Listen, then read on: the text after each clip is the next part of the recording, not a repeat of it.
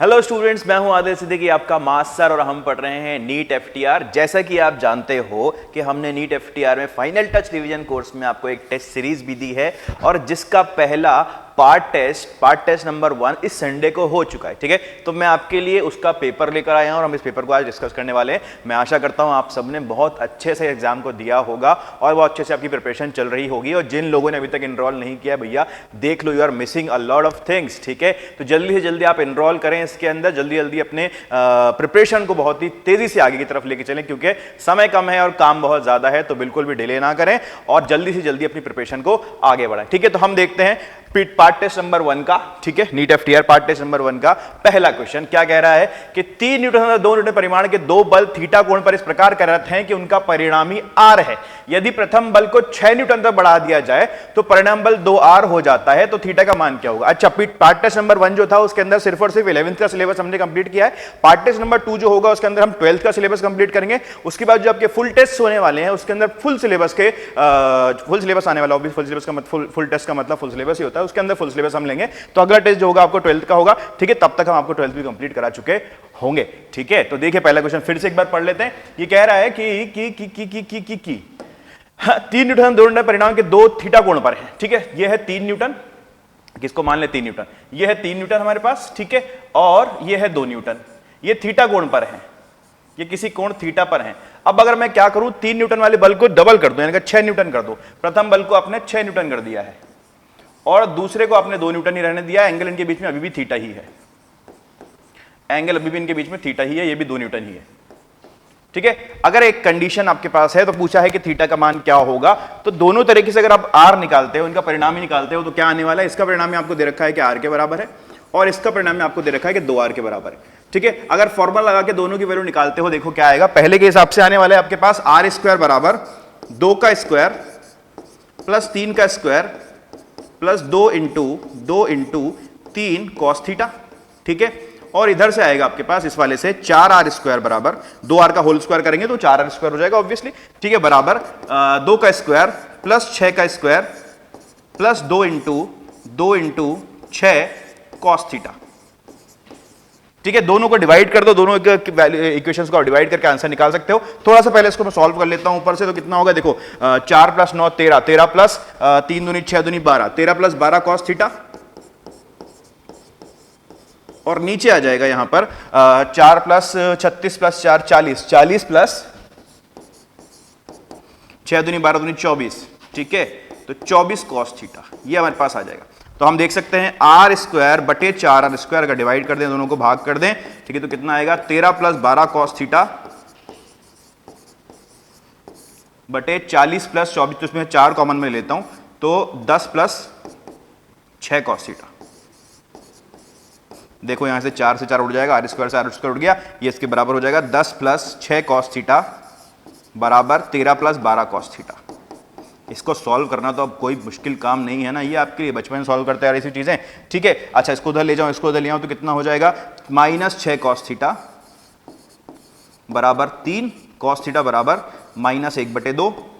ठीक है, और थीटा का मान अगर माइनस 1/2 कॉस थीटा का मान अगर माइनस 1/2 हो तो थीटा का मान 120 डिग्री होता है, ये हम जानते हैं। तो डी का आंसर जो होगा वो डी हो जाएगा, इसमें 120 डिग्री का एंगल दे रखा है। ठीक है, अगला क्वेश्चन देखते हैं। नेक्स्ट क्वेश्चन हमसे क्या कह रहा है, सेकंड क्वेश्चन कह रहा है किसी कण की स्थितिज ऊर्जा स्थिर मूल बिंदु से x दूरी के साथ निम्न प्रकार परिवर्तित होती है, u बराबर a√x बटे x स्क्वायर प्लस b, जहां a व b विमीय नियतांक है। तो ab के लिए विमीय सूत्र क्या होगा, हमें ab का विमीय सूत्र पता करना है कि ab का विमीय सूत्र क्या होगा। AB का विमीय सूत्र पता करने के लिए सही बात है कि हमें A का विमीय सूत्र भी चाहिए और B का विमीय सूत्र भी चाहिए, तो दोनों को निकाल लेते हैं। देखो हमारे पास रिलेशन क्या दे रखा है, क्या संबंध है, u बराबर a√x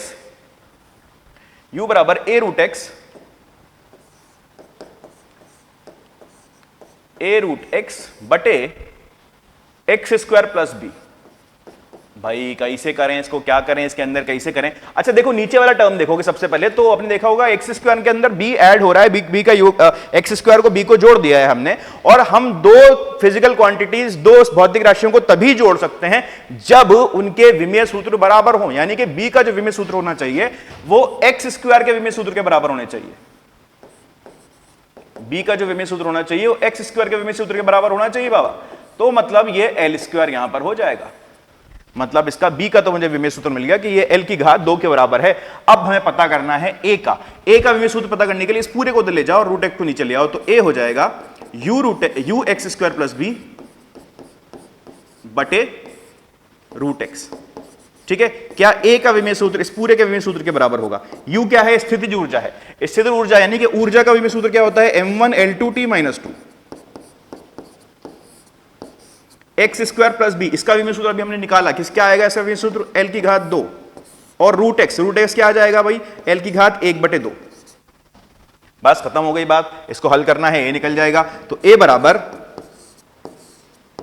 m1 l की घात 4 होगा, ऊपर चला जाएगा 4 - 1/2 8 - 1/2 8 - 1/2 यानी कि l की घात 7/2 और t की घात -2। ये आ गया हमारे पास a का विमेय सूत्र। लेकिन आंसर में हमसे पूछा है कि आप ab का विमेय सूत्र बताएं।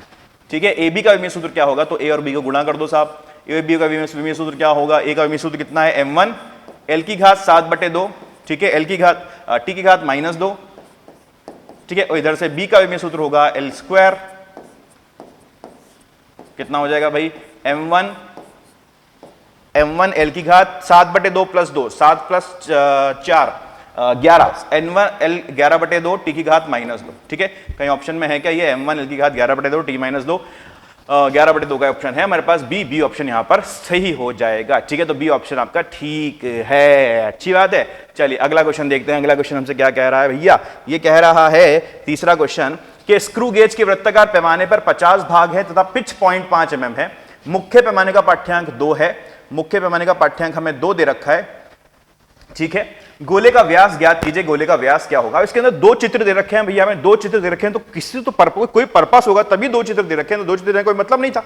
ठीक है, जो इसने क्वेश्चन के अंदर बात बोल दी है, या एक ये वाला फोटो दे देता तो भी हमारा काम हो जाता, लेकिन इसने 2 दे रखा है। 2 देने का मतलब यह है कि पहले वाले चित्र से हमें पता चल रहा है कि इसके अंदर शून्य त्रुटि कितनी है। ओहो, शून्य त्रुटि वाला कंसेप्ट आ गया इसमें तो। ठीक है, ये हमने आपको क्लास में बताया था। ठीक है, शून्य त्रुटि कितनी है इसके अंदर, ये आपको पता चलना चाहिए, और दूसरे से आपको पता चलेगा कि पाठ्यांक क्या होगा। तो हम दोनों निकाल लेते हैं एक एक करके, दोनों निकाल लेते हैं हम। हाँ, अच्छा, शून्य त्रुटि मैंने आपको क्या बताई थी? शून्य त्रुटि जो होती है वो होती है,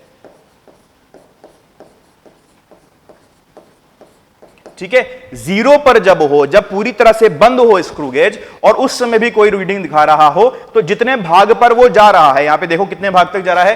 5 तक जा रहा है। ठीक है, तो 5 को आप इसके अल्पतम अंक से गुणा कर दोगे तो आपको शून्य त्रुटि मिल जाएगी। तो आपको शून्य त्रुटि मिल जाएगी।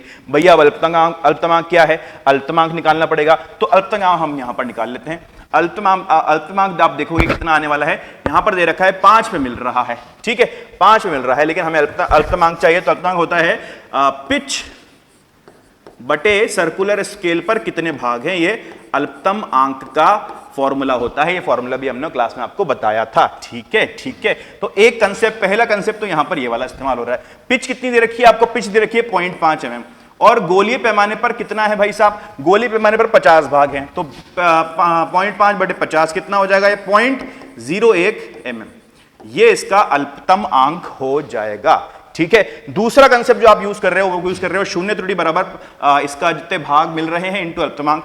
ठीक है, तो ये दूसरा ये हो जाएगा, है ना? तो यहां से कितना होगा? शून्य त्रुटि बराबर 5 × 0.01, यानी कि 0.05 mm की इसके अंदर शून्य त्रुटि है। अच्छा, धनात्मक है या ऋणात्मक है?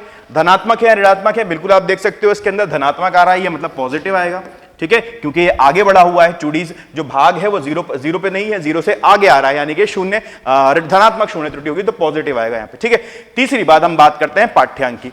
पाठ्यांक देखो, यहां से हमें पाठ्यांक मिलने वाला है, तो कैसे करेंगे हम पाठ्यांक के लिए? तीसरी बात हम पाठ्यांक की करेंगे। पाठ्यांक के लिए आप देखो कि आपके पास इसने बोला है कि मुख्य पैमाने का पाठ्यांक 2 है। मुख्य पैमाने का पाठ्यांक 2 है। अच्छा, पाठ्यांक पे सबसे जो एक भाग है उसका मान क्या है?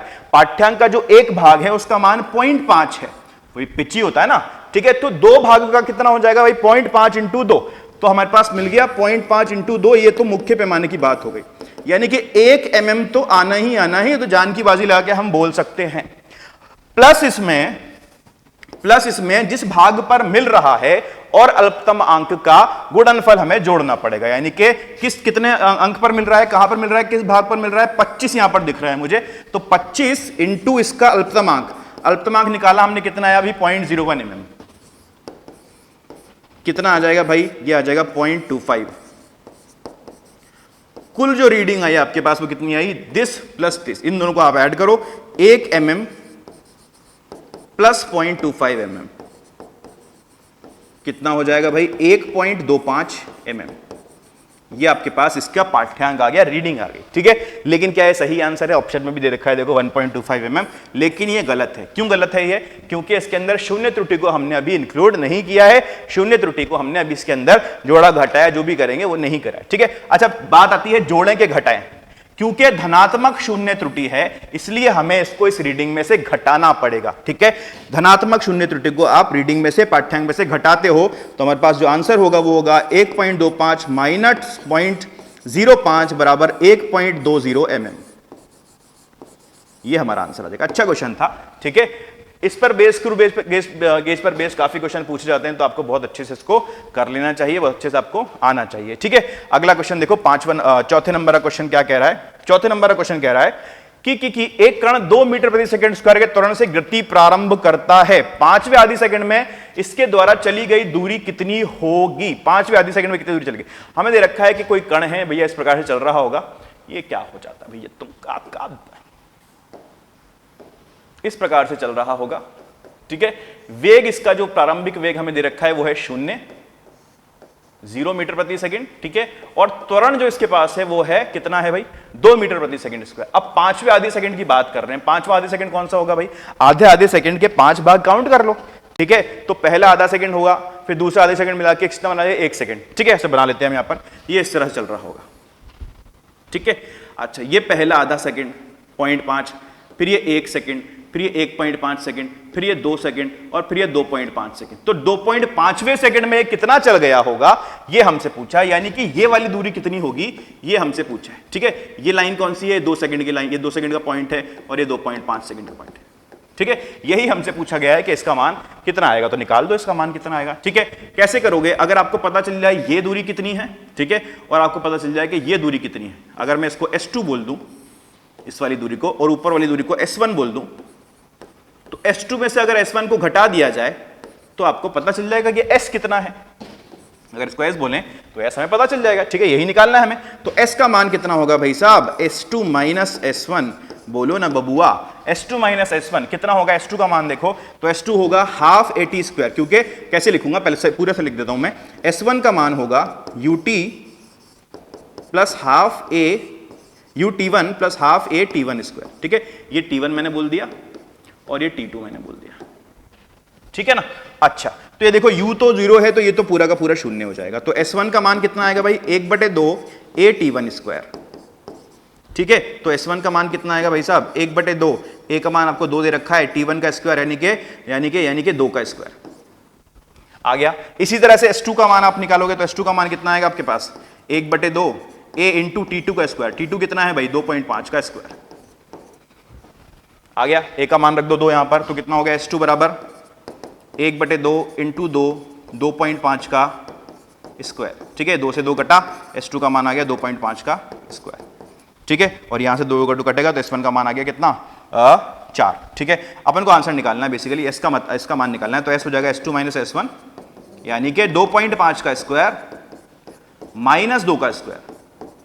ले कुछ बचा ही नहीं अब क्वेश्चन के अंदर, ठीक है। तो उसको जोड़ लो, मतलब इसको सॉल्व कर लो, तो क्या होगा, 2.5 प्लस 2 इंटू 2.5 माइनस 2, ठीक है। तो कितना हो जाएगा, 4.5 इंटू 0.5 यानी कि 1/2, यानी कि 2.25 मीटर, ये आपका आंसर आ गया, ठीक है क्या ऑप्शन में, कहीं डी ऑप्शन आपको दे रखा है 2.25 मीटर। अच्छा क्वेश्चन था, इसके अंदर बेसिकली ये पकड़ना था आपको कि 5वां आधा सेकंड जब बोल रहा है तो कहना क्या चाह रहा है। इसने डायरेक्टली नहीं बोला कि दूसरे 2.5 सेकंड के अंदर 2.5 सेकंड तक कितना होगा या कुछ ऐसा बोल सकता था, लेकिन इसने बोला कि 5वें आधे सेकंड में कितना आपको दूरी होगी वो कैलकुलेट करके बताना है, तो ठीक है आपने बता दिया, ठीक है। ये चीज अगर आप पकड़ ले तो आपका आंसर हो जाता, क्वेश्चन हो जाता, ठीक है। अगला क्वेश्चन देखते हैं बाबा। अगला क्वेश्चन कह रहा है हमसे 5वां के 80 रेल के डब्बे प्रत्येक 5 × 10³ kg का केजी द्रव्यमान का एक इंजन द्वारा 4×10⁵ न्यूटन के बल द्वारा खींचे जाते हैं। इंजन से 31वें डिब्बे मध्य युग में तनाव बल क्या होगा? अच्छा, अब एक रेलगाड़ी है हमारे पास, उसमें 80 डब्बे हैं, बना लेते हैं 80 डब्बे। देखो ये पहला डब्बा, ये पहला डब्बा, ये दूसरा डब्बा, ये तीसरा डब्बा, ये चौथा डब्बा, अब्बा डब्बा चब्बा, ठीक है। और इधर से इसको इंजन खींच रहा है, ठीक है। अब ऐसे आए होगा, इधर से पहला डब्बा, फिर दूसरा डब्बा, तीसरा, चौथा, इधर से हम पहुंच गए 29वें डब्बे, 30वें डब्बे पे, ठीक है। ये 31वां डब्बा है, ठीक है। और ये आगे जाके 80वां डब्बा है, ठीक है। ऐसे बीच में बहुत सारे डब्बे हैं जो कि मैंने दिखाए नहीं है, ठीक है। अच्छा अच्छा अच्छा, इसको कितने बल से खींचा जा रहा है? इसको खींचा जा रहा है 4×10⁵ न्यूटन के बल से। इस पूरी रेलगाड़ी को 4×10⁵ न्यूटन के बल से इसको आगे की तरफ खींचा जा रहा है, ठीक है। प्रत्येक डब्बे का द्रव्यमान है 5×10⁻³ kg। यह है 5×10⁻³ kg, ठीक है भाई। तो क्या ये समान त्वरण से चल रहे होंगे सब लोग? ये मान लेता हूं ए समान त्वरण से ये चल रहे हैं, ठीक। क्या इस ए की वैल्यू निकाली जा सकती है? बिल्कुल निकाली जा सकती है। क्या फॉर्मूला लगाएंगे हम? F बराबर ma। F का मान कितना है हमारे पास? 4×10⁵5।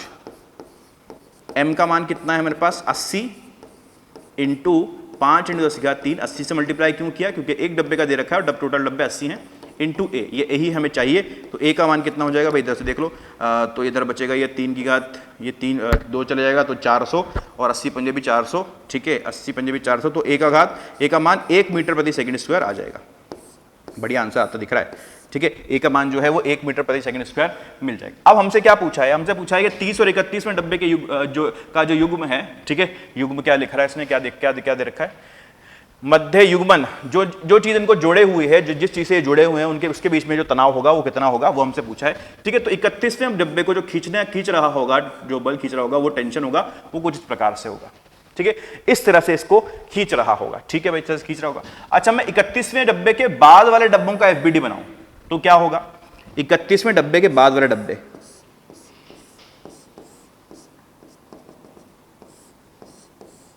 ये 31, ठीक है, ये 79 और ये 80, सारे के सारे। क्या इस पर एक बाह्य बल T लग रहा है? क्या ये भी A त्वरण से ही चल रहे हैं जिसका मान 1 मीटर प्रति सेकंड स्क्वायर है, ठीक है। क्या T का मान F बराबर ma करके निकाला जा सकता है? तो T का मान होगा T बराबर इन सब का द्रव्यमान। कितने डब्बे बचे भैया? आप 31 से 80 तक गिनोगे तो कितने आएंगे? 50, इंटू एक का द्रव्यमान कितना है? 5×10⁻³, ठीक है, इंटू इनका त्वरण कितना है? 1। आंसर कितना हो जाएगा? 250 × 10⁻³, ठीक है। आंसर कैसे क्या है? अच्छा, इस प्रकार से रखा है, तो हम इसको लिख सकते हैं 25 × 10⁻⁴ न्यूटन। ये आंसर आ जाएगा, ठीक है। Option option option option D ठीक हो जाएगा इसके अंदर, ऑप्शन डी ठीक हो जाएगा, ठीक है। कोई टेंशन की बात इसके अंदर, आराम से निकाल सकते हैं, बिल्कुल आसान क्वेश्चन, ठीक है। छठा क्वेश्चन देखते हैं। छठा क्वेश्चन क्या कह रहा है कि V0 बराबर 90 किलोमीटर प्रति आवर की चाल से गति कर रहे एक ट्रक के पीछे 50 के द्रव्यमान का लोहे का एक ब्लॉक रखा गया है।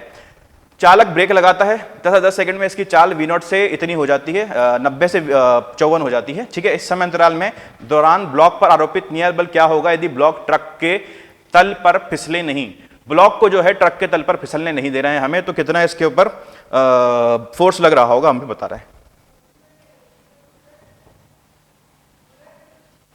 देखो भाई, टिरक बना लो पहले, तो टिरक कैसे बनाएं?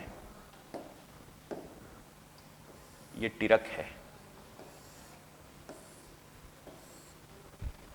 बढ़िया टिरक बनाते हैं।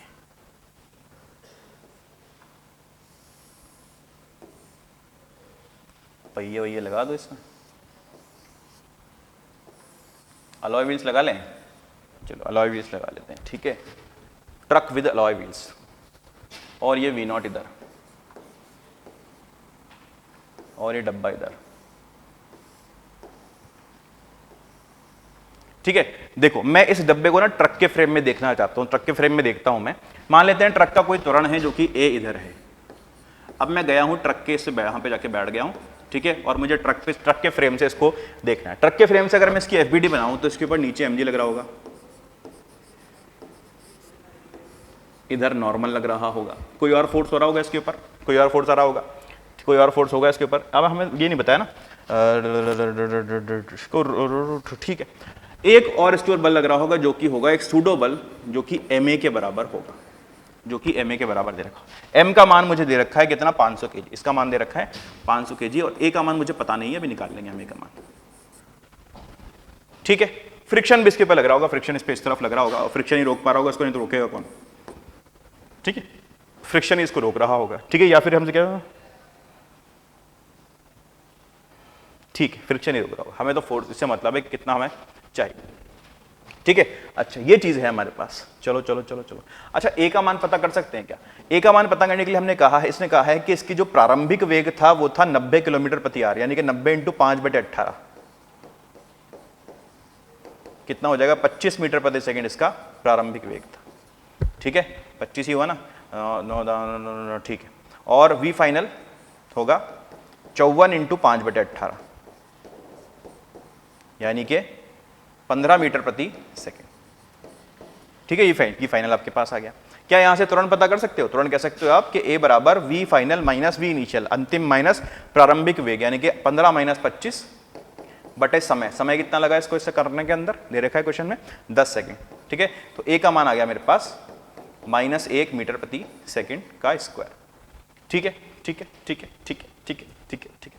अच्छा अच्छा अच्छा अच्छा अच्छा, इसको रोकने के लिए क्या इतना बल लगाना जरूरी है कि फिसले नहीं? मतलब जितना सूडो बल लग रहा है इसके ऊपर ट्रक के फ्रेम में, क्या उतना ही बल अगर मैं इसके ऊपर लगा दूं, आरोपित कर दूं, इधर से लगा दूं इसको यहां पर किसी चीज से रोक लूं, या फ्रिक्शन ही रोक ले इसको, ठीक है, तो उतना ही बल हमें पूछा गया है कि कितना बल इसको रोकने के लिए चाहिए।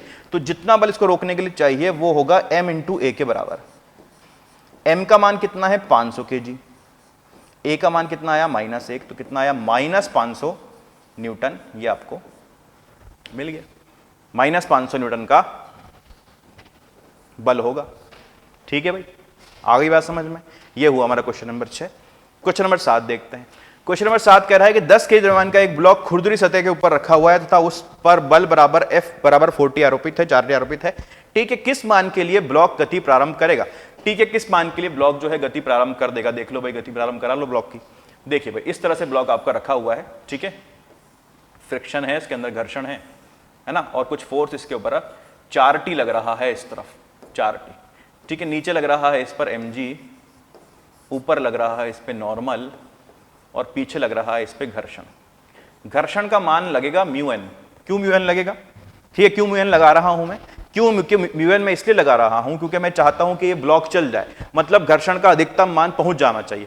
तो घर्षण का अधिकतम मान पहुंच जाए और मेरा फोर्स उससे थोड़ा सा ज्यादा हो जाए तो ब्लॉक चल जाएगा। ठीक है, यानी कि अगर मैं बिल्कुल एक्सट्रीम कंडीशन की बात करूं तो ये जो बल यहां पर 4T लगाया है ये μn के बराबर होना चाहिए ब्लॉक को चलाने के लिए। ठीक है, तो हमें पता चल गया कि 4T जो हो वो μn से बराबर नहीं, बड़ा हो, थोड़ा सा बड़ा हो। ठीक है, तो ये हमारा ब्लॉक जो है वो चल जाएगा। ठीक है, ठीक है। अच्छा, तो μn का मान, n का मान हम निकाल सकते हैं, यहां से देख सकते हैं FBD से n का मान जो है वो mg के बराबर है। क्या m दे रखा है मुझे? हमें क्या m दे रखा है? m 10 kg। m का मान दे रखा है हमें 10 kg। ठीक है, और g का मान भी हमारे पास 10 ही है, तो n का मान आ गया 100 न्यूटन। ठीक है भाई, अच्छा, तो 4T किससे बड़ा होना चाहिए? μn से बड़ा होना चाहिए। तो म्यू कितना दे रखा है भाई? कहां है भाई? म्यू 0.4 इंटू n का मान आया 100। ठीक है, t जो होगा वो 10 सेकंड से बड़ा होगा। तो सॉल्व करेंगे तो पता चल जाएगा हमें t जो हो वो 10 सेकंड से बड़ा होना चाहिए, तो आपका ब्लॉक चल जाएगा। ठीक है, इस तरह से आप देख सकते हो कि 10 सेकंड बाद ब्लॉक चल जाएगा, यानी कि ए ऑप्शन जो है वो ठीक हो जाएगा। ठीक है, अगला क्वेश्चन देखते हैं। चलो, अगला क्वेश्चन क्या कह रहा है? अगला क्वेश्चन कह रहा है कि 8 kg द्रव्यमान का एक ब्लॉक को चित्रानुसार चिकनी अनतल से शीर्ष पर छोड़ा जाता है। स्प्रिंग का स्प्रिंग नियतांक 200 न्यूटन प्रति मीटर है। स्प्रिंग को 1 मीटर संपीड़ित करने के पश्चात ब्लॉक विरामावस्था में आता है। तो ब्लॉक में विरामावस्था में आने से पहले ब्लॉक द्वारा तय की गई दूरी क्या होगी? ठीक है, बढ़िया क्वेश्चन है, वर्क, पावर, एनर्जी, कार्य, ऊर्जा और शक्ति बेस्ड क्वेश्चन है, उसको हम करेंगे। ठीक है, देखते हैं क्या कह रहा है ये कह रहा है कि एक ब्लॉक है, उसको वहां से छोड़ा गया है ऊपर से, और जब ये स्प्रिंग को 1 मीटर संपीड़ित कर देता है तो ये विरामावस्था में आ जाता है। तो आपसे पूछा है कि ये कितना चलेगा, दूरी कितनी चलेगा, इस पे अनंत तल पे कितनी दूरी चलेगा, ये हमसे पूछा गया। कैसे पता करें भाई? क्या करें इसके अंदर? क्या करेंगे भाई? ये कहां जाएंगे भाई? ये देखो, क्या कर सकते हैं हम इसमें, हम कह सकते हैं कि इसमें ऊर्जा संरक्षित रहेगी, इसमें जो है ऊर्जा संरक्षित रहेगी। कैसे रहेगी ऊर्जा संरक्षित? ऊर्जा संरक्षण, ऊर्जा संरक्षण, ऊर्जा संरक्षण के लिए एक रूल है हमारे पास, यह है कि सारे बल जो हैं वो संरक्षित होने चाहिए, नहीं तो हम अगर संरक्षित नहीं होते तो हम क्या लगा देते, कार्य ऊर्जा प्रमेय लगा के काम कर लेते, ठीक है, लेकिन हमें उसका मतलब नहीं है। यहां पे आप देखो कितने बल लग रहे हैं इसके ऊपर, इसके बल लग रहा है mg और इसके बल इसके ऊपर लग रहा है स्प्रिंग का बल, ठीक है, तो स्प्रिंग का बल भी संरक्षित बल है और mg जो ग्रेविटेशन है, गुरुत्वाकर्षण बल है, वो भी संरक्षित बल है। आप बोलोगे कि इसके ऊपर नॉर्मल भी लग रहा है सर, तो नॉर्मल जो है उसका कार्य जो होगा वो शून्य होगा, ठीक है, नॉर्मल के द्वारा जो कार्य होगा वो शून्य होगा, तो नॉर्मल से कोई मतलब हमें रहेगा नहीं वैसे भी, ठीक है। अच्छा, इसके ऊपर mg नीचे लग रहा है। अच्छा, तो हम कह सकते हैं कि पूरी की पूरी जो इसके पास काइनेट, इसके पास जो पूरी की पूरी स्थितिज ऊर्जा है वो नीचे आते आते आते आते आते आते पूरी की पूरी किसमें बदल गई, इसकी स्प्रिंग की स्थितिज ऊर्जा में बदल गई, ठीक है। अच्छा देखो भाई, तो मुझे पता है स्प्रिंग तो 1 मीटर संपीड़ित हुई है, मान लेते हैं यहां तक संपीड़ित हो गई, 1 मीटर यहां तक संपीड़ित हो गई, ठीक है, और मैं कहता हूं कि ये जो दूरी यहां तक स्प्रिंग तक चला है वो है L, स्प्रिंग को दबाने से पहले दूरी चला है ब्लॉक, वो है L, ठीक है, ये एंगल मुझे 30 डिग्री का दे ही रखा है। अच्छा अच्छा अच्छा, तो यहां से देखो कि कितने नीचे आ गया ये, आप देखोगे कि ये L+1 sin 30 के बराबर होगा। पहले इसकी हाइट कितनी थी, L+1 sin 30 के बराबर इसकी हाइट, ठीक है, यानी कि L+1/2 के बराबर थी, ठीक, कोई दिक्कत नहीं। मैं यहां पर मान लेता हूं कि गुरुत्वीय स्थिति ऊर्जा जो है वो 0 के बराबर है, तो यहां पर जो गुरुत्वीय स्थिति ऊर्जा होगी वो कितनी हो जाएगी, mg इंटू हाइट, इसकी हाइट कितनी, ये हाइट h बराबर L+1 sin 30, L+1 into sin 30, ठीक है।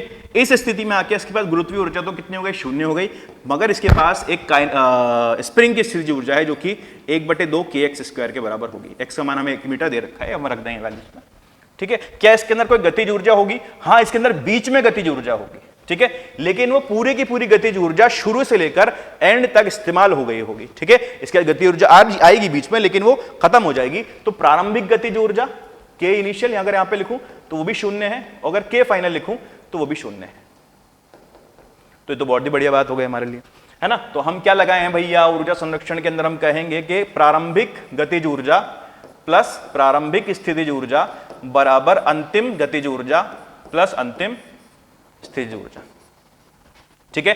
तो Ki कितना लिखा मैंने, अभी 0 लिखो। Ui कितना लिखा भाई, Ui लिखा मैंने mg L+1 sin 30। अच्छा, ब्लॉक जब ऊपर था तब स्प्रिंग में क्या था, संपीड़न था क्या, कोई संपीड़न नहीं था भाई किसी भी तरह का, तो ब्लॉक की जो एनर्जी है वो 0 है, sin 30 बराबर, मतलब स्प्रिंग की जो एनर्जी है वो 0 है, ठीक है। अच्छा, K फाइनल कितना हो जाएगा, 0, ठीक है। U फाइनल कितना हो गया, गुरुत्वीय 0 हो गई, लेकिन स्प्रिंग की आई कितनी, 1/2 kx², खत्म हो गया काम, खेल खत्म है इसके अंदर, ठीक है। तो mg L+1 sin 30 यानी कि mg इंटू L+1 sin 30 यानी कि 1/2 30/2, तो 1/2 kx² यानी कि k का मान कितना दे रखा है, 200, और x का मान हमें दिया था 1, तो 1 का स्क्वायर, ठीक है भाई, कर लेंगे इस तरह से।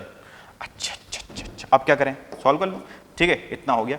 अच्छा, m का मान भी दे रखा है हमें 8 kg और g का मान भी दे रखा है हमें, ठीक है, तो 80 इंटू L+1 बराबर 200, L+1 मेरे पास आया 200/80, ठीक है। तो कितना आएगा भाई, देखो कट नहीं रहा है, हमसे कैलकुलेशन ना हो पा रही है, तो 5/2 यानी कि 2.5 मीटर, 2.5 मीटर ये नीचे आ जाए। क्या यही है मुझे निकालना था, क्या यही मुझे निकालना था, या फिर इसके अंदर से 1 माइनस करो, यही तो निकालना था ना, कितनी दूरी चलेगा, दूरी टोटल कितनी चलेगा भाई, L तो बिना स्प्रिंग को दबाए चलेगा और 1 मीटर स्प्रिंग को दबा के चलेगा, तो कितनी हो जाएगी टोटल, 2.5 मीटर, तो ऑप्शन ए इसके अंदर सही हो जाएगा, ऑप्शन ए इसका करेक्ट हो जाएगा, ठीक है। सिर्फ और सिर्फ इसके अंदर ऊर्जा संरक्षण करना था और कुछ नहीं करना था, दोनों जगह पे आपको ऊर्जा लिखनी थी, उनको बराबर कर देनी थी, खेल खलास, ठीक है, इतना सा बस कर दो ना तो काम हो जाएगा। चलो अगला क्वेश्चन देखते हैं, 9th क्वेश्चन। 9th क्वेश्चन हमसे कह रहा है कि 0.1 kg द्रव्यमान का एक कण एक बल के अधीन गति करता है जो चित्रानुसार दूरी के साथ परिवर्तित होता है। यदि वे x बराबर 0 पर विराम अवस्था से अपनी यात्रा प्रारंभ करता है तो x बराबर 12 मीटर पर इसका वेग क्या होगा, x बराबर 12 मीटर पर इसका वेग क्या होगा, हमसे पूछा है। अच्छा भाई, हमें ग्राफ दे रखा है, कुछ तो ग्राफ से रिलेटेड होना चाहिए ना, इसके अंदर ग्राफ दे रखा है। देखो ग्राफ किस किस के बीच में दे रखा है, ग्राफ हमें फोर्स, बल और डिस्प्लेसमेंट, विस्थापन के बीच में दे रखा है। अच्छा अच्छा अच्छा अच्छा। और बल और विस्थापन का जो ग्राफ होता है उसका क्षेत्रफल मुझे क्या देता है? इसका क्षेत्रफल मुझे देगा कि कितना कार्य हुआ, कितना कार्य हुआ, वर्क डन कितना हुआ, कितना कार्य। यहां पर क्षेत्रफल क्या बताएगा मुझे? ये कार्य बताएगा। ठीक है, तो मैं लिख सकता हूं वर्क डन WD बराबर कितना हो जाएगा, इसका क्षेत्रफल निकाल लो। तो क्षेत्रफल कितना होगा भाई इसका? ये एक चतुर्भुज बन रहा है, ठीक है, तो 1/2 इंटू समांतर भुजाओं का योग। समांतर भुजाएं कितनी हो गई? एक तो ये हो गई, ये कितना लंबी है? ये है 12, प्लस ऊपर वाली कितनी लंबी है? ये है, कितनी हो जाएगी? 4 - 4, 4 इंटू इनके बीच की दूरी। ये फॉर्मूला होता है ना, अगर फॉर्मूला नहीं भी आपको याद है तो ट्राइंगल का निकालो, फिर इसका निकालो, फिर इस ट्राइंगल का निकालो, जोड़ दो, कोई दिक्कत की बात नहीं, कैसे भी कर सकते हो। और इनके बीच की दूरी कितनी है? ये है 10। तो ये कितना आ जाएगा भाई? 12 + 4 16, 16/2 8, 8 इंटू 10 80, 80 जूल का कार्य इसके अंदर हो रहा होगा। ठीक है, 80 जूल का कार्य इसके अंदर होगा। लेकिन हमसे क्या पूछा है? हमसे इसमें कार्य नहीं पूछा था, हमसे पूछा है इसके लिए अंतिम इसका जो वेग होगा वो कितना होगा, इसका वेग कितना होगा, वेग कैसे निकालें। अच्छा, एक प्रमेय हमने आपको बताई थी, इसको हमने कहा था कार्य ऊर्जा प्रमेय।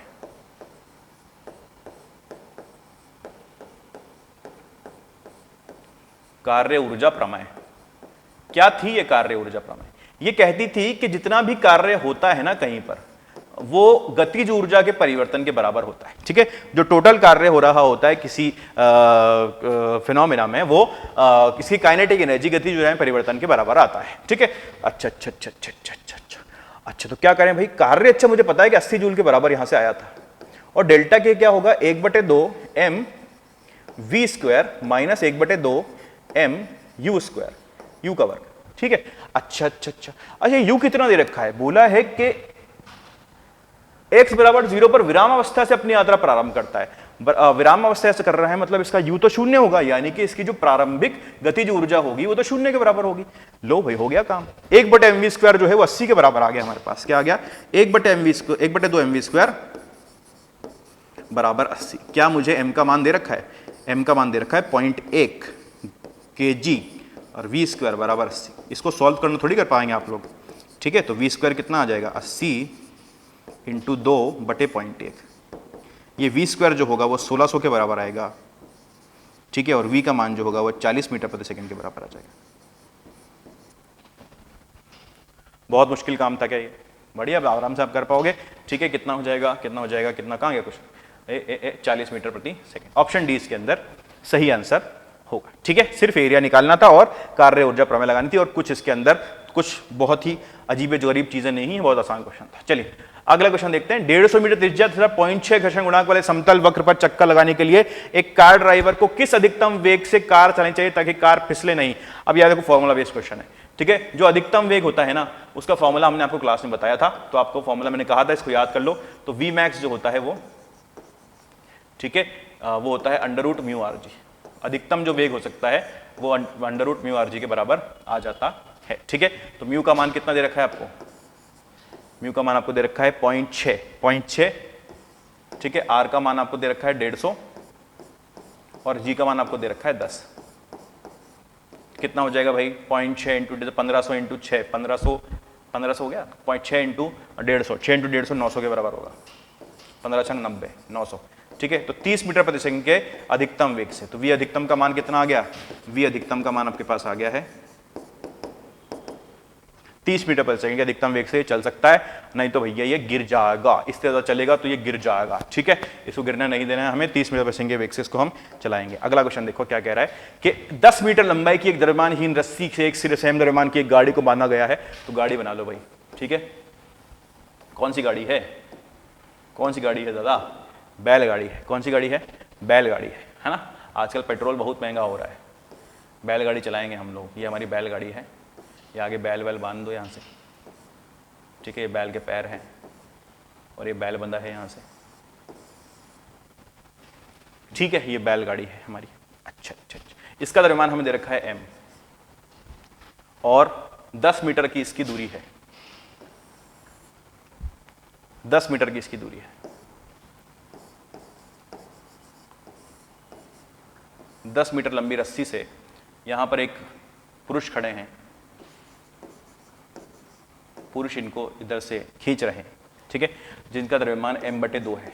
बहुत भारी आदमी है यार, गाड़ी से आधा है बस, ठीक है। बैलगाड़ी मान लो अगर 500 किलो की हुई तो 250 किलो का आदमी है, ठीक है। तो हमसे पूछा है कि जब व्यक्ति गाड़ी एक दूसरे से मिलते हैं तो क्षैतिज सतह पर व्यक्ति कितनी दूरी तक फिसलेगा, क्षैतिज सतह पर व्यक्ति कितनी दूरी तक फिसलेगा। अच्छा, इन दोनों को अगर मैं निकाय मान लूं तो एक बहुत ही बढ़िया चीज में देखने को मिलती है कि यहां पर बाह्य बल जो है वो 0 के बराबर है, 0 के बराबर है। अगर बाह्य बल 0 के बराबर है यानी कि इसका जो सेंटर ऑफ मास, द्रव्यमान केंद्र है, वो नहीं चलेगा। क्यों? क्योंकि इसका मोमेंटम, जो संवेग है, वो कंजर्व रहेगा, संरक्षित रहेगा। अगर संवेग संरक्षित है यानी कि जो प्रारंभ में संवेग था वही अंतिम में संवेग रहेगा, यानी कि प्रारंभ में संवेग में दोनों रुके हुए थे, यानी कि प्रारंभिक संवेग 0 के बराबर होगा, यानी कि अंतिम संवेग भी 0 के बराबर होगा। अंतिम संवेग 0 के बराबर है यानी कि इसके सेंटर ऑफ मास का जो वेलोसिटी है वो 0 के बराबर है, यानी कि डेल्टा एक्स जो सेंटर ऑफ मास का जो विस्थापन है वो भी 0 के बराबर होगा। नहीं समझ में आया कुछ भी? देखो इसके अंदर बोल रहा हूं मैं कि इसका एफ एक्सटर्नल जो है वो 0 के बराबर है, यानी कि हम कह सकते हैं कि इसका संवेग जो है वो संरक्षित रहेगा। अगर संवेग संरक्षित रहेगा तो मैं क्या लिख सकता हूं संवेग को? mvcom, ठीक है, बराबर नियत। अगर नियत है तो हम कह सकते हैं कि vcom जो होगा वो नियत होगा, वो नियत होगा। ठीक है, ठीक है भाई, ठीक है। अच्छा, मैं इसका प्रारंभिक संवेग निकालना चाहता हूं, कितना आ रहा है प्रारंभिक संवेग। आप देखो ये भी रुका था, ये भी रुका था, तो पी इनिशियल कितना हो जाएगा भाई? प्रारंभिक संवेग हो जाएगा 0, यानी कि mvcm का जो मान होगा वो 0 के बराबर होना चाहिए। अब यहां से पता चल गया नियत तो है, लेकिन 0 भी तो एक नियत नंबर होता है ना यार, तो vcm का मान जो आ गया वो 0 के बराबर आ गया, यानी कि द्रव्यमान केंद्र में कोई विस्थापन नहीं होने का, यानी कि डेल्टा एक्स cm जो होगा वो 0 के बराबर होगा।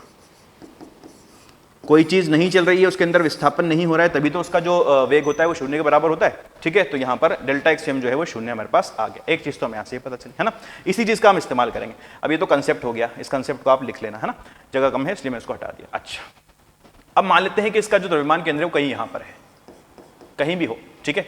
यहां पर इस तरफ है, इधर होना चाहिए तो इधर मास थोड़ा ज्यादा है, इधर मान लेते हैं कि यहां पर कहीं है, यहां पर कहीं इसका, ठीक है। अच्छा अच्छा अच्छा अच्छा, अब ये दोनों मिल जाते हैं कहीं पर, तो मान लेते हैं कि मिलने के लिए जो m है वो चला x, तो m/2 को कितना चलना पड़ेगा भाई? 10 - x, 10 - x, सही बात है। अगर m जो है x चलता है तो m/2 को 10 - x चलना पड़ेगा, ठीक है। क्योंकि डेल्टा एक्स cm 0 है, मैं कह सकता हूं डेल्टा एक्स cm बराबर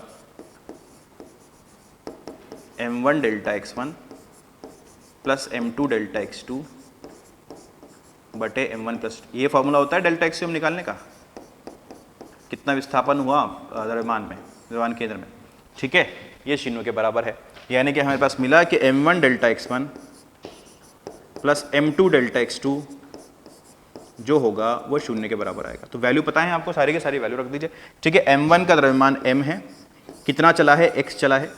m2 का द्रव्यमान m/2 है, कितना चला है? 10 - x चलेगा, लेकिन विपरीत दिशा में, लेकिन विपरीत दिशा में, तो -10 - x बराबर 0, ठीक है।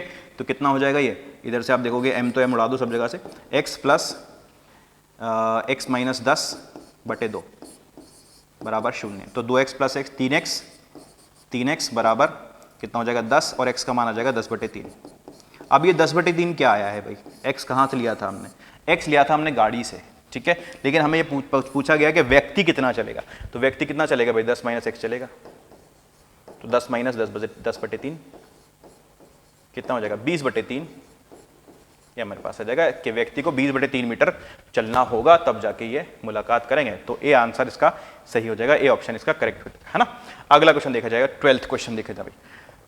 क्या कह रहा है कि 3 मीटर पर सेकंड वेग से गति करते हुए 2 kg की वस्तु विपरीत दिशा में 4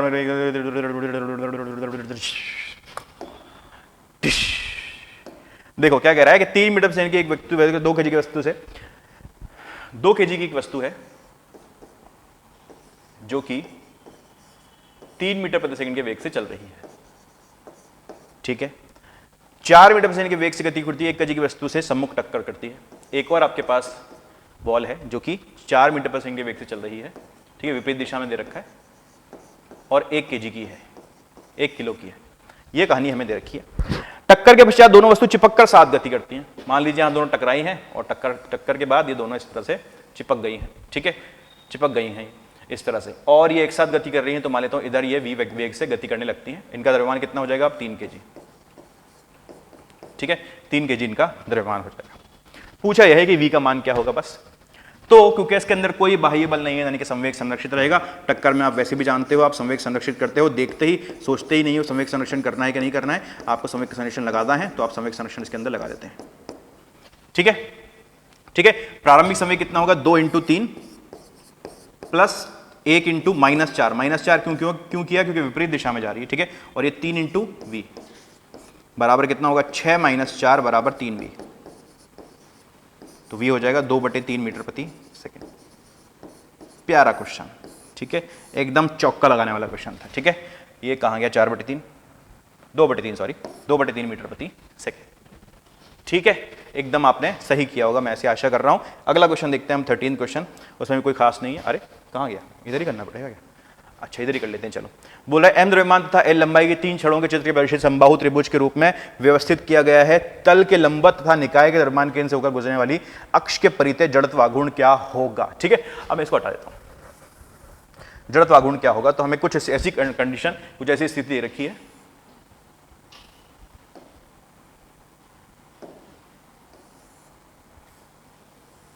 ये 3 समबाहु त्रिभुज बनाती हुई हमारे पास छड़ हैं, ठीक है, जिनमें L इनकी लंबाई है और M इनका द्रव्यमान है। पूछा है कि इस बिंदु पे इनके केंद्रक से निकलने वाले बिंदु पर, ठीक है, इनके केंद्र से निकलने वाले द्रव्यमान केंद्र से होकर गुजरने वाले अक्ष के परितः जड़त्व आघूर्ण कितना होगा, ये हमसे पूछा है। तो कैसे करेंगे इसको? अच्छा, क्या ये जानते हो आप कि अगर मैं इस बिंदु के परितः इसका जड़त्व आघूर्ण निकालूं इस रॉड का, तो वो ml²/12 के बराबर आता है, ठीक है। ये चीज आपको अच्छे से पता है। ये अक्ष कैसा है? ये अक्ष इस प्रकार है, ऐसे बोर्ड से बाहर आता हुआ, ठीक है।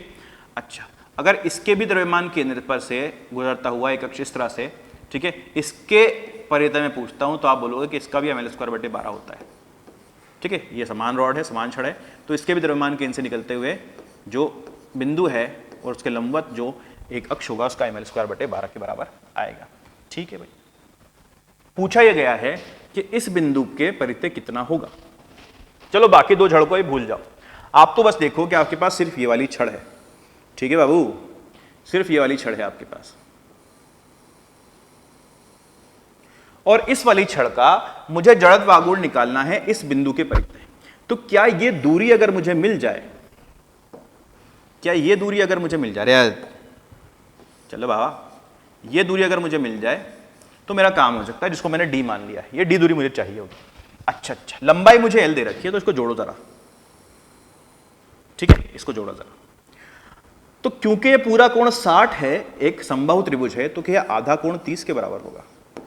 अच्छा, क्योंकि ये पूरी लंबाई l है, तो क्या आधी लंबाई l/2 के बराबर होगी? मैं इसको भी जोड़ के त्रिभुज बना लेता हूं। इस त्रिभुज की बात करता हूं। कलर हमारे पास, कलर की कोई कमी नहीं है, हम दूसरा कलर ले लेंगे। इस त्रिभुज की बात करता हूं, तो क्या मैं बोल सकता हूं tan 30 जो होगा वो d/l/2 के बराबर होगा।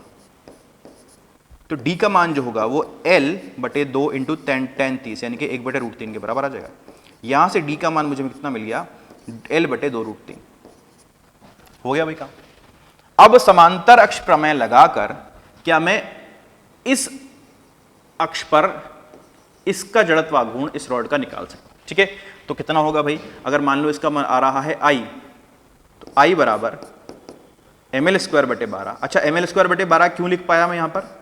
क्योंकि ये इसके द्रव्यमान, छड़ के द्रव्यमान केंद्र से होकर निकल रही है।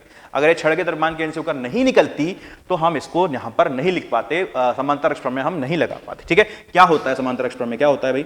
I बराबर ICOM प्लस md², ठीक है। तो ये जहां पर ICOM जो लिखा है ना, ये सेंटर ऑफ मास से द्रव्यमान केंद्र से होकर निकलने वाली ही अक्ष होनी चाहिए 100%, नहीं तो आप नहीं लगा पाओगे, ठीक है।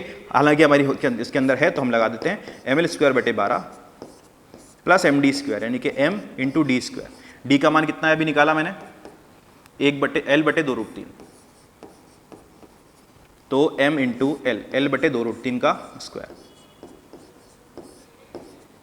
कितना हो जाएगा, ml स्क्वायर बटे 12 प्लस ml स्क्वायर बटे 2√3 का स्क्वायर कितना होगा, 4 इंटू 3 12। ठीक है, तो एक छड़ का मेरे पास आ गया ml स्क्वायर बटे 6। इस वाली छड़ का, इसको नंबर 1 दे दूं, इस वाली छड़ का इस अक्ष के परितः जो जड़त्व गुण आया है वो ml स्क्वायर बटे 6 आया।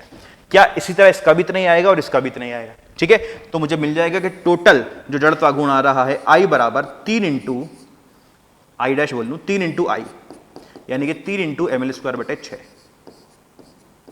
कितना हो जाएगा, ml स्क्वायर बटे 2। आ गया आंसर।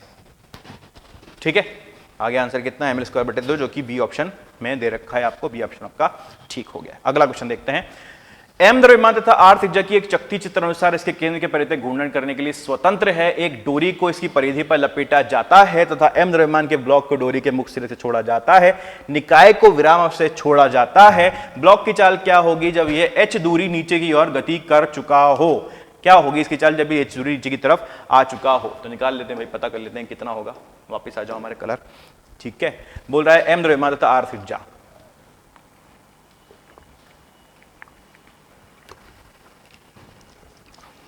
द्रव्यमान इसका m है और त्रिज्या इसकी r है। यहीं पर हम एफबीडी बनाते हैं। देखो क्या क्या लग रहा होगा इस पे, नीचे तो लग रहा होगा यहां पर mg, ऊपर इसके ऊपर टेंशन आ रहा होगा, तनाव आ रहा होगा इसके अंदर डोरी में। ठीक है, और नीचे इसका त्वरण मान लेता हूं कि a के बराबर आ रहा है। ठीक है, अच्छा अच्छा अच्छा, अगर इसका त्वरण a है तो क्या इस पॉइंट का त्वरण भी a होगा। ठीक है भाई, है ना, तो ये घूम भी रही होगी किसी अल्फा से। ठीक है भाई, अच्छा अच्छा अच्छा अच्छा, तो यहां पर भी टेंशन आ रहा होगा नीचे की तरफ t।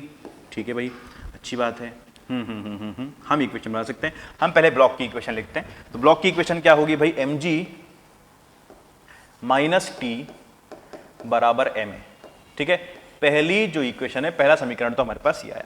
अच्छा, दूसरा समीकरण कहां से मिलेगा, दूसरा समीकरण भी चाहिए होगा हमें, दूसरा समीकरण भी चाहिए होगा। अच्छा, यहां से देख सकते हैं हम, क्योंकि इस पॉइंट का जो त्वरण है वो a है, तो a जो होगा वो अल्फा r के बराबर हो जाएगा, या फिर अल्फा जो होगा वो a बटे r के बराबर होगा।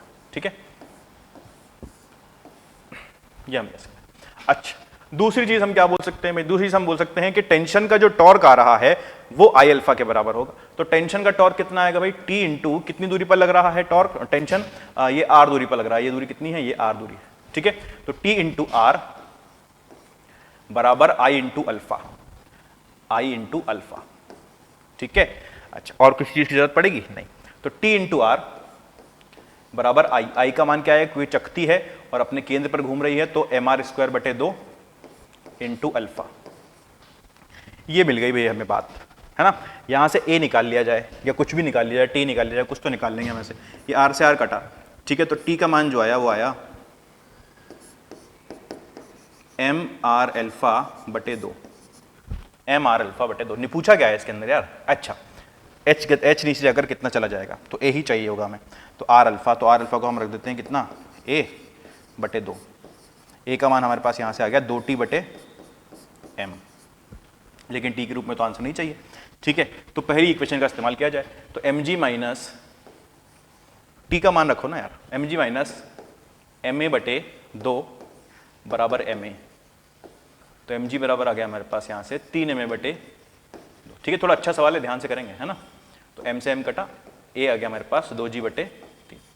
ठीक है भाई, ठीक है भाई, यहां तक भी हो गया भाई। चलो भाई, a का मान आ गया 2g बटे 3। अच्छा अच्छा अच्छा अच्छा, हमसे पूछा है कि कितना h नीचे चला जाएगा तो कितना इसका वेग हो जाएगा, चाल हो जाएगी। ठीक है, तो भैया आप तो ये मान गया है, पता चलेगा नियत तुरंत चल रहा है। इक्वेशन हम लगा सकते हैं, समीकरण हमें पता है। गति का तीसरा कहता है कि v स्क्वायर जो होता है वो यू स्क्वायर प्लस 2s के बराबर होता है। ठीक है, और इसने गति जो प्रारंभ करी है वो कहाँ से करी है भाई, शून्य से करी है, यानी विराम से शुरू करी है, तो ये तो 0 हो जाएगा। तो v स्क्वायर का जो मान होगा वो कितना होगा, 2 इंटू ए का मान कितना आया, 2g बटे 3। कितना नीचे गया है, h नीचे गया है, तो v स्क्वायर कितना हो जाएगा, v कितना हो जाएगा भाई, 2 बाहर आ जाएगा, रूट अंडर रूट gh बटे 3 अंदर आ जाएगा। ये हो जाएगी भाई बात। ठीक है, सी ऑप्शन ठीक हो जाएगा। बस ये करना।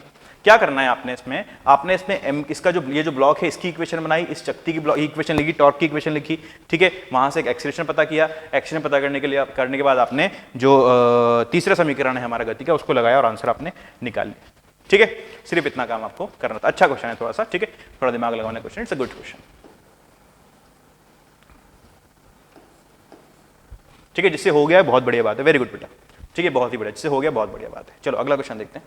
15 क्वेश्चन क्या कह रहा है, एल लंबाई तथा एम द्रव्यमान की पतली छड़ नीचे चित्र में प्रदर्शित है, एफ छड़ का प्रारंभिक कोणीय त्वरण कितना होगा। अच्छा ये जो छड़ है ना, ये आपने इसने देखा, इसने बोला है क्वेश्चन में कि क्षैतिज के तल में रखी हुई है, ठीक है, क्षैतिज तल में रखी हुई है। अच्छा क्षैतिज तल में रखी हुई है, कुछ इस प्रकार से रखी हुई है, ऐसे मान लो कि इस प्रकार से रखी हुई है, ठीक है, और कुछ बल इसके ऊपर ऐसे लगाया जा रहा है और ये ऐसे घूम सकती है, ठीक है, ऐसे रोटेट हो सकती है ना। तो mg का तो इसके अंदर कोई केस आएगा, मतलब mg का तो इसके अंदर कोई रोल आएगा नहीं, तो हम तो उससे फ्री हो गए, है ना। हमें सिर्फ और सिर्फ क्या कर देना है, हमें इसका प्रारंभिक कोणीय त्वरण निकालना है। तो मैं f के 2 घटक कर लेता हूं, f के 2 घटक करता हूं तो इधर आ जाता है f sin 30 और इधर आ जाता है f cos 30, और इस रॉड का मुझे FBD बनाना है, तो f तो इस पे लग ही रहा है, इसके अलावा इसके ऊपर और भी बल लग रहे होंगे। कौन कौन से बल लगेंगे भाई, mg नीचे की ओर लगेगा, मतलब बोर्ड के अंदर, अगर मैं इसमें बताता हूं तो बोर्ड के अंदर और नॉर्मल ऊपर के बाहर, वो नॉर्मल और mg एक दूसरे को आपस में बैलेंस कर देंगे, वो अपना खेल खत्म हो गया, है ना। अच्छा उसको मैं बना नहीं रहा हूं। अच्छा हिंज फोर्स लग रहा होगा इसके ऊपर, मान लेते हैं n1 इधर और n2 इधर, हिंज फोर्स इसी तरह से बनाते हैं हम, ठीक है, ये हमारे पास होगा। अच्छा अच्छा अच्छा, अब देखो किस किस का टॉर्क आ रहा होगा, कौन से घुमा रहा होगा और कौन इसमें एमए लग रहा होगा। N1 और N2 जो हैं, इस पॉइंट के बाद अगर हिंज मैं निकालता हूं, टॉर्क निकालता हूं, क्योंकि N1 और N2 इसी पॉइंट से निकल रहे हैं, इसलिए इनका जो टॉर्क होगा वो भी 0 के बराबर हो जाएगा, ठीक है। F cos 30 को देखो, क्योंकि F cos 30 भी इसी पॉइंट से निकल रहा है, ठीक है, मतलब समांतर हो या इसकी से निकल रहा हो तो उसका टॉर्क 0 हो जाता है। सिर्फ और सिर्फ F sin 30 एक ऐसा बल है जो कि इसमें घूर्णन पैदा कर सकता है, बाकी कोई बल इसके अंदर घूर्णन पैदा नहीं कर सकता, ठीक है। तो हमें सिर्फ F sin 30 के टॉर्क से टेंशन होनी चाहिए। तो F sin 30 का टॉर्क कितना होगा भाई, कितनी दूरी है, L दूरी पर लग रहा है F sin 30, तो टॉर्क कितना हो जाएगा, F sin 30 इंटू L,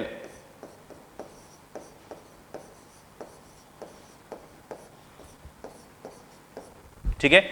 और ये जो टॉर्क है F sin 30 इंटू L, ये आपका I अल्फा के बराबर होना चाहिए, as per the equation, as per the equation I alpha के बराबर होना चाहिए, ठीक है। अब देखो इस पॉइंट के अबाउट अगर मेरे पास छड़ होती है, इस तरह से छड़ होती है, ठीक है, तो छड़ का अगर पता करना हो कि कितना जड़त्वाघूर्ण है बिल्कुल इसके साइड वाले बिंदु के अबाउट, तो वो होता है ml²/3, ठीक है। बड़ा M दे रखा तो बड़ा M लिख लो,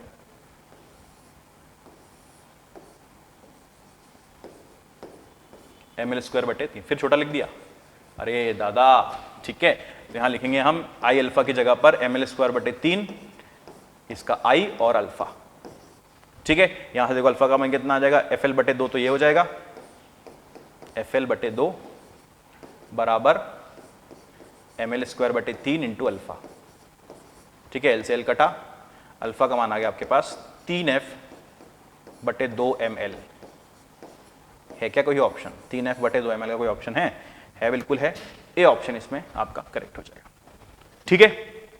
चलिए ठीक है, ज्यादा मुश्किल नहीं था क्वेश्चन भी, आराम से आप कर सकते थे। अच्छा 16वां क्वेश्चन देखते हैं। 16वां क्वेश्चन क्या कह रहा है कि उस ऊंचाई की गणना कीजिए जहां पर गुरुत्वीय त्वरण पृथ्वी की सतह पर इसके मान का 36% घट जाता है।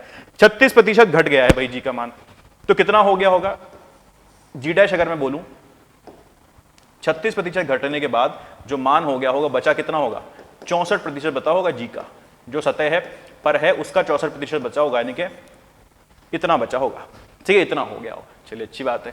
हमारे पास क्या फॉर्मूला है, हमारे पास फॉर्मूला है जी डैश बराबर जी इंटू 1 + h/r की घात -2, 1 + h/r की घात -2, ये फॉर्मूला हमारे पास है, ठीक है। अच्छा आपको एक फॉर्मूला और याद होगा जिसमें बोला होगा जी डैश बराबर जी इंटू 1 - 2h/r, ये फॉर्मूला लगेगा नहीं लगेगा इसके अंदर, ये फॉर्मूला इसके अंदर नहीं लगेगा, क्योंकि ये वाला फॉर्मूला जो होता है ये बहुत कम ऊंचाइयों के लिए होता है, और 36% घट जाना जी का मतलब है काफी ऊंचाई पर आप पहुंच गए होगे, ठीक है। तो वो फॉर्मूला हम यहां नहीं लगाएंगे, यहां लगाएंगे। जी डैश का मान रखता हूं मैं 64/100 जी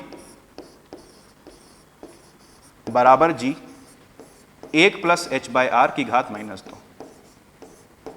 जी से जी कटेगा, ठीक है, इसका स्क्वायर लिया हो तो 8/10 बराबर 1 प्लस एच बाय आर की घात -1, ठीक है। इसको काट दो तो 4/5, ठीक है। उल्टा कर लेता हूँ इसको तो ये -1 भी चला जाएगा, रेसिप्रोकल कर लेता हूँ, 5/4 बराबर 1 प्लस एच बटे आर, ठीक है। इसको उधर ले आते हैं तो 1/4 बराबर एच बटे आर, ठीक है। तो एच यहाँ से आ जाएगा 4r/4 के बराबर, ये आंसर हो जाएगा। एच जो होगा वो r/4 के बराबर होगा। ए ऑप्शन इसमें ठीक हो जाएगा, ठीक है भाई, ठीक है। कोई बहुत मुश्किल क्वेश्चन नहीं था, क्वेश्चन फॉर्मूला बेस्ड क्वेश्चन। अगला क्वेश्चन आपसे कह रहा है कि एक तार की लंबाई जब इसमें m1 लटका है तो L1 है, तथा m1 m2 दोनों लटके हैं तो L2 है, तार की मूल लंबाई क्या होगी, ठीक है। सिर्फ m1 लटका है तो देखो क्या होगा भाई, सिर्फ m1 लटका है तो हम क्या लिखेंगे, हम लिखेंगे y बराबर, चलो भाई,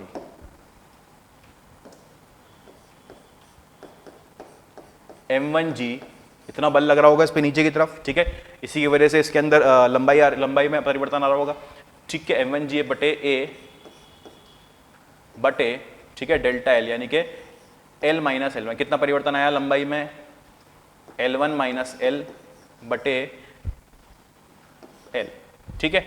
इसको उधर ले जाते हैं तो L1 माइनस एल बटे L इंटू वाई बराबर m1g बटे a, ठीक है। एक समीकरण तो हमारे पास ये आया।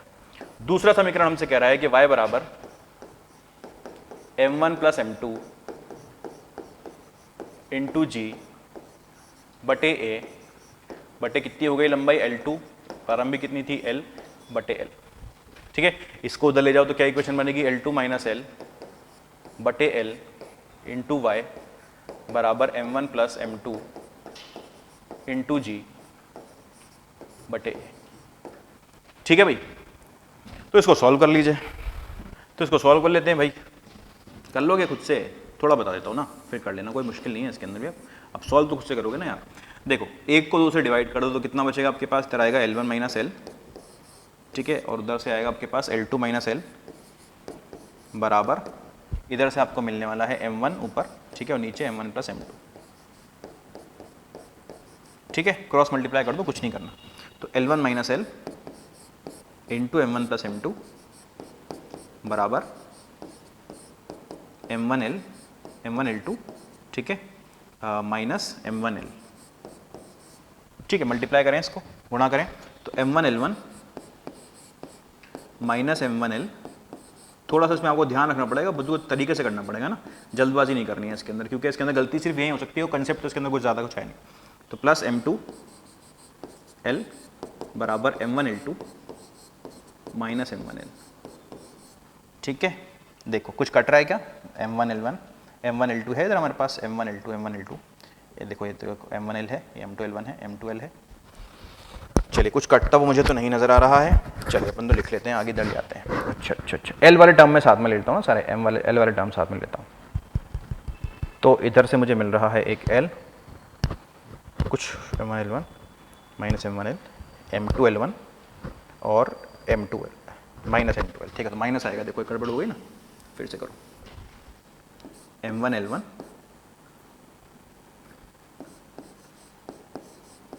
Minus M1L plus M2L1 minus M2L, ठीक है, प्लस लिख दिया था मैंने यहाँ पर, बराबर M1L2 माइनस M1L, ठीक है। अब देखते हैं M1L, M1L2, M1L1, ठीक है। अच्छा, L वाले टर्म साथ में ले लो, उसका कोई रास्ता नहीं है हमारे पास। M1 इधर है और M1 इधर है, ये M1 कट जाएगा ना, ये कट रहा है, ठीक है, ये उड़ गया हमसे, और ये M2 उधर चलेगा, इधर वाले साथ में ले लो। तो M1L1 minus plus M2L1 plus M1L2 बराबर M2L, ठीक है, ये हमारे पास आ गया। अच्छा, एक चीज़ तो हमारे पास ये बनी। अच्छा, कुछ कॉमन वॉमन आ रहा है क्या, M1 कॉमन आ सकता है ना, तो M1L2 plus L1 plus M2L1 is equals to M2L, ठीक है। ये बन रहा है भाई, ये बन रहा है।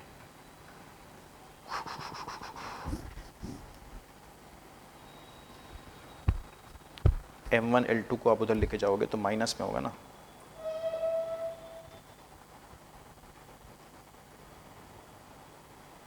M1L2 को मैं इधर लेके आऊँगा तो ये माइनस होगा ना,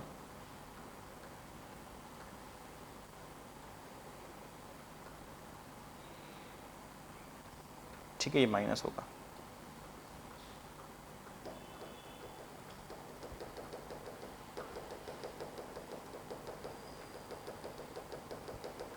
तो जगह इतनी कम है ना, गड़बड़ हो ही जा रही है। इधर लिखते हैं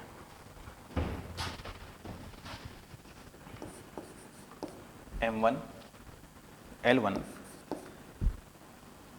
माइनस M1L, ठीक है, प्लस M2L1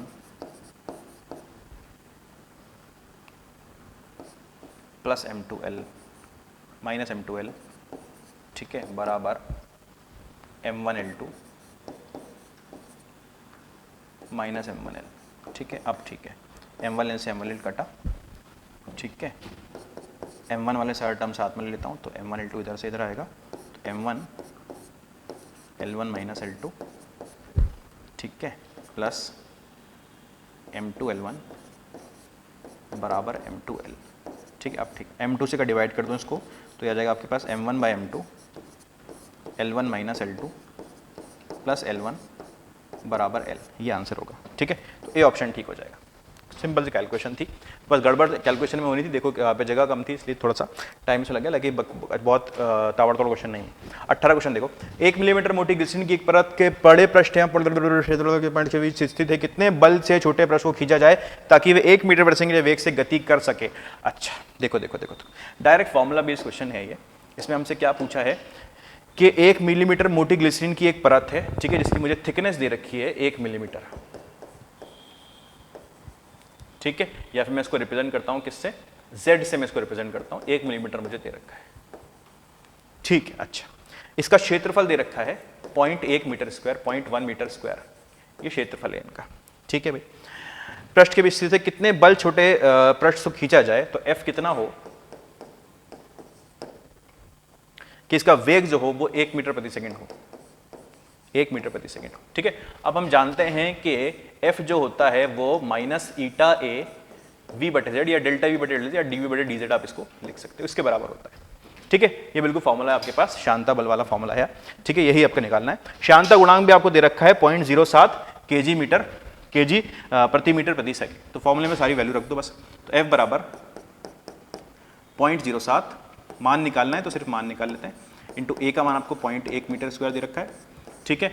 अच्छा, आपको डीवी दे रखा है 1 मीटर प्रति सेकंड और डीजेड दे रखा है 1 mm यानी कि 10⁻³ मीटर, ठीक है। बस इसको सॉल्व करना है, वो कर लेते हैं। तो कितना हो जाएगा भाई, 0 0 काटेंगे यहाँ से 0 100, ठीक है, और ये 10 और ये ऊपर जाएगा तो ये सब आपस में काट देंगे तो कितना बचेगा, 7 न्यूटन आपके पास आंसर आ जाएगा। तो 7 न्यूटन का बल इसमें लग रहा होगा, पी का मान होगा 7 न्यूटन, ठीक है। अगला क्वेश्चन देखो क्या कह रहा है कि अगला क्वेश्चन पीछे रह गया, अच्छा है ना। इसमें 1 मीटर दूरी पर कांच की 2 ऊर्ध्वाधर प्लेटों के पानी में डुबाया गया आता है। यदि पानी का पृष्ठ तनाव 70 डाइन प्रति सेंटीमीटर हो तो प्लेटों के मध्य चढ़े पानी की ऊंचाई कितनी होगी, प्लेटों के मध्य चढ़े पानी की ऊंचाई कितनी होगी। इस तरह से कुछ कहानी बन रही होगी इसके अंदर, तो उसको बना लेते हैं अपन। देखो इस तरह से होगा कि 2 कांच की प्लेटें हैं, इस तरह से रखी हुई हैं। अरे बाबा सीधी बन जाओ यार, लाइन तुम सीधी क्यों नहीं बनती हो, हे लाइन तुम सीधी बन जाओ, नहीं मान रही है, ठीक है। इस तरह से पानी भरा हुआ और कुछ पानी ऊपर चढ़ गया हो, तो ये हमसे पूछा है कितना पानी ऊपर चढ़ गया होगा, तो जितना पानी ऊपर चढ़ा होगा उसको हम बोलेंगे H बराबर 2T बटे ROG, ठीक है। ये फॉर्मूला होता है, आपको पता है फॉर्मूला। अच्छा ये कितना है भैया, 1 मिलीमीटर दे रखा है ना, इसका जो व्यास दे रखा है वो 1 मिलीमीटर दे रखा है, तो मतलब इसकी त्रिज्या जो हो जाएगी वो कितनी हो जाएगी, 1 मिलीमीटर बटे 2 यानी कि 0.5 मिलीमीटर, ठीक है। सेंटीमीटर में देखो तो कितना हो जाएगा, R बराबर 0.05 सेंटीमीटर। ये आ गया हमारे पास किसमें, सेंटीमीटर में। सेंटीमीटर में क्यों कर रहे हैं, क्योंकि आंसर सेंटीमीटर में दे रखे हैं सारे, तो हम सेंटीमीटर में ही काम कर लेंगे। तो H का मान कितना हो जाएगा, 2 × T, T का मान कितना है आपके पास दे रखा है क्वेश्चन के अंदर, 70 डाइन प्रति सेंटीमीटर, ठीक है। अच्छा और नीचे दे रखा है R कितना हमारे पास आ गया, अभी निकाला हमने 0.05, ठीक है। और कितना है भाई रो का मान कितना होता है पानी के लिए 1 और जी का मान होता है 980 क्यों लिया, क्योंकि हम सीजीएस में काम कर रहे हैं ना। तो H कितना हो जाएगा 140 इंटू इधर से 100 ऊपर ले लो, नीचे 5 इंटू 980, ठीक है। कितनी बार जाएगा, 5 दूनी 10, 280, ठीक है। ये काट पीट मचा दो यहाँ पे, तो 2800 बटे लगभग 100 है, तो 2 पॉइंट समथिंग आना चाहिए, तो 2.86 जो है हमारे पास आंसर हो जाएगा, ठीक है। 2.86 सेंटीमीटर इसके अंदर आंसर हो जाएगा। अगला क्वेश्चन देखते हैं, कह रहा है कि ए तथा बी के लिए लंबाई बनाम ताप ग्राफ नीचे दिया गया है, तब अल्फा बीटा, ए अल्फा और ए बीटा के बीच में संबंध बताएं कि क्या संबंध होगा इनके बीच में, कौन बड़ा होगा कौन छोटा होगा, ये हमसे पूछा गया। जल्दी से बता देते हैं। देखो ग्राफ देखा है हमसे। अच्छा, क्या हम ये जानते हैं कि एल जो होता है वो L not 1 plus alpha delta T के बराबर होता है? हाँ भैया, होता तो है, ठीक है। क्या L equals to L not plus L not alpha delta t लिखा जा सकता है? हाँ भैया। क्या L माइनस एल नॉट को L not alpha delta t लिखा जा सकता है? हाँ भैया, ठीक है। क्या L माइनस एल नॉट को डेल्टा एल लिखा जा सकता है? ठीक है, क्या बोल रहा है ये? इसको ऐसे लिख लो, इतना मत करो, इतना हाँ भैया भी ना करो, ठीक है। कि L बराबर L not plus L not alpha delta t लिखा जा सकता है? हाँ भैया, ठीक है। क्या इसको L बराबर L not alpha delta T plus L not लिखा जा सकता है? क्या y बराबर एम एक्स प्लस सी से अगर इसको कंपेयर किया जाए तो बोलोगे आप कि यहाँ पे जो m है वो एल नॉट अल्फा के बराबर होगा? हाँ भैया, तो एल नॉट तो नियत है, यानी कि m जो है वो अल्फा के समानुपाती होगा, या फिर अल्फा जो है वो m के समानुपाती होगा। हाँ भैया, तो मतलब जितनी ज्यादा ढाल उतना ज्यादा अल्फा।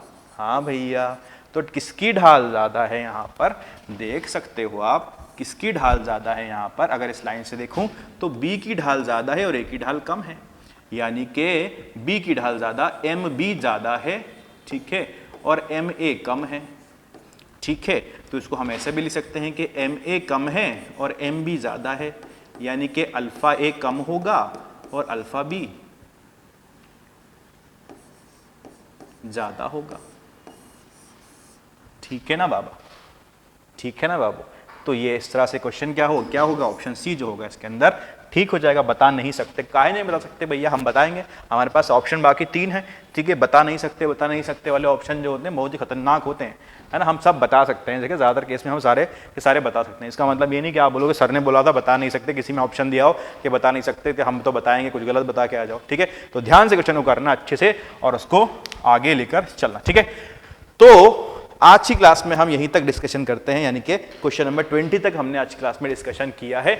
नेक्स्ट क्लास में हम 31 से लेकर 50 तक 50 क्वेश्चन तक, हाँ बिल्कुल 50 क्वेश्चन थे टेस्ट के अंदर। क्यों थे 50 क्वेश्चन टेस्ट के अंदर? क्योंकि नए पैटर्न के ऊपर, जो कि नीट ने नया पैटर्न दिया है जिसमें आपके पास 35 क्वेश्चन तो ऐसे होंगे जिनको आपको सारे अटेम्प्ट करने हैं, उसके अलावा 15 क्वेश्चन आपके पास ऐसे होंगे जो कि आपको, जिनमें से आपके पास चॉइस होगी क्वेश्चंस करने की, 10 क्वेश्चन करने की चॉइस होगी, ठीक है। तो 15 क्वेश्चन आपको ऐसे दिए गए थे जिनमें आपके पास चॉइस थी और बाकी 35 क्वेश्चन आपको सारे के सारे करने थे। तो नए पैटर्न का फायदा आपको मिलेगा बिल्कुल अच्छी तरह से सीरीज से, ठीक है। आज की क्लास हम यहीं खत्म करते हैं, आज के लिए इतना ही, थैंक यू।